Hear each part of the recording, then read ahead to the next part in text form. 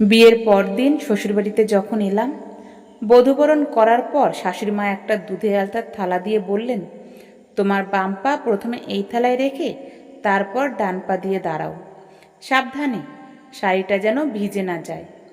হ্যাঁ, এইবার তোমার বাম পাটা মেঝেতে ফেলে এই সাদা কাপড়ের উপর দিয়ে হেঁটে এসো মা। আমিও শাশুড়ি মায়ের কথা মতো হেঁটে গেলাম। তারপর ঘরের দিকে ঢুকতে যাব, পিছনে শুনলাম আমার পিসি শাশুড়ি বলছেন, ও মা বৌদি, এ মেয়ের পায়ের ছাপ তো ঠিকমতো পড়েইনি, দেখে তো মনে হচ্ছে আলো বই পায়ের নিচ দিয়ে, এ তো আলোক পেয়ে গো। এ লক্ষণ মোটে ভালো না বৌদি, ঘোর অলক্ষণে। কথাটা শুনে ভয়ে আমার বুক কেঁপে উঠল। কি জানি এখনই সবাই আবার কি বলে উঠবে। পরিস্থিতি শান্ত করার জন্য আমার শাশুড়ি মা বললেন, সেসব পরে দেখা যাবে ঠাকুরজি, আগে বৌমাকে ঘরে যেতে দাও। পরিধিমা, তুমি ঘরে গিয়ে বিশ্রাম করো, এইসব কথায় কান দিও না।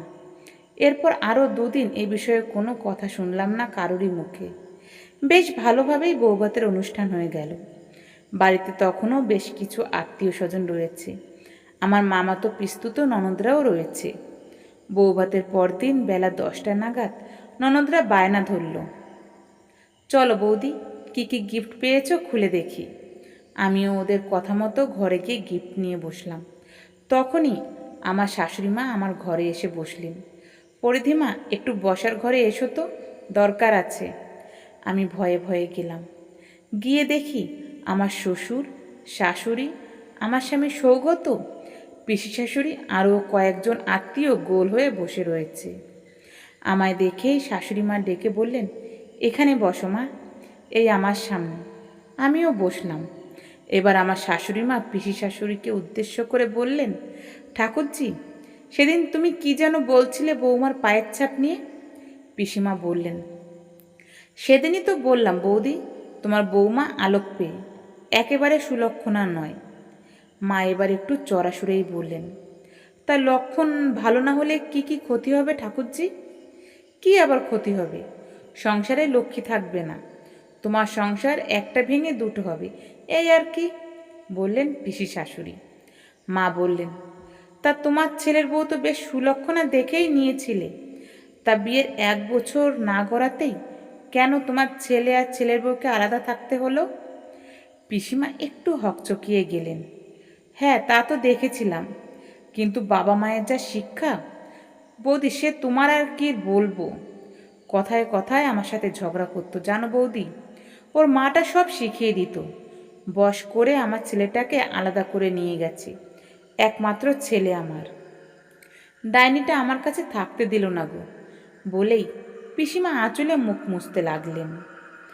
মা এবার বললেন, না ঠাকুরজি, সব দোষ বৌমার নয়, কিছু দোষ তোমারও আছে। আর তোমার সবচেয়ে বড় দোষ কি জানো? কোথায় কি বলতে হয় তুমি কিছুই জানো না, আর তার জন্যই তোমার সংসারটা ভেঙেছে, আর আমার সংসারটাও ভাঙার চেষ্টা করছো। শোনো ঠাকুরজি, তোমায় কতগুলো কথা বলি, আজকালকার দিনে এইসব লক্ষণ অলক্ষণ কেউ মানে না। যুগ অনেক এগিয়েছে। আমি মনে করি পরের বাড়ির মেয়েটাকে যদি তুমি প্রথমে আপন করে নাও, প্রথমেই কড়া শাসনে না রেখে যদি ভালোবাসা দিয়ে তাকে কাছে টেনে নাও, নিজের মেয়ের সাথে যেমন ব্যবহার করো তা যদি বৌমার সাথেও করতে পারো, তাহলে সেই বৌমাও একদিন ঠিক তোমায় নিজের মা ভেবে আপন করে নেবে। এই যে তুমি আমার বৌমার নামে এত বড় একটা কথা বললে, এখন যদি আমি তোমার কথা শুনে ওকে অলক্ষ্মী বলে গালি দিই, তাহলে ও কি কখনো আমায় সেই সম্মানটা দেবে, নাকি আমাকে কখনো নিজের মা ভাববে? বৌমা হলো একটা গাছ, যেটা মূল সমেত আমার বাড়িতে এসেছে। আমি যদি তাকে সঠিক মাটি, জল, আলো না দিই, তাহলে গাছটা কিভাবে বাঁচবে? আর যদি আমি গাছটাকে একবার মাটির সাথে ঠিকমতো খাপ খাওয়াতে পারি, তাহলে ওই গাছটাকে না বলতেই ফুল, ফল, বাতাস সবই দেবে, বুঝলে ঠাকুরজি?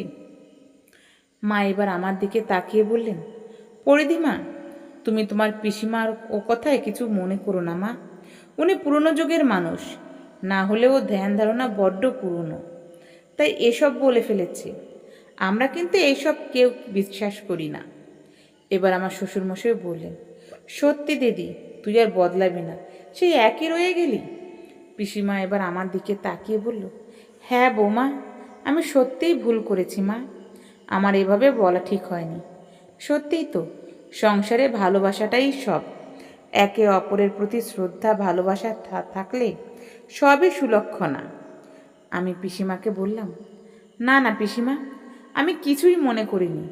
মা এবার বললেন, আর একটা কথা বলি ঠাকুরজি, তোমার বৌমা কিন্তু তোমার ছেলেকে বশ করেনি, বরং তুমিই ধরে রাখতে পারোনি। যদি পারো তো বৌমাকে নিজের মেয়ে মনে করে আবারও ফিরে নিয়ে এসো, দেখবে সেও তোমাকে মায়ের মতো ভালোবাসবে।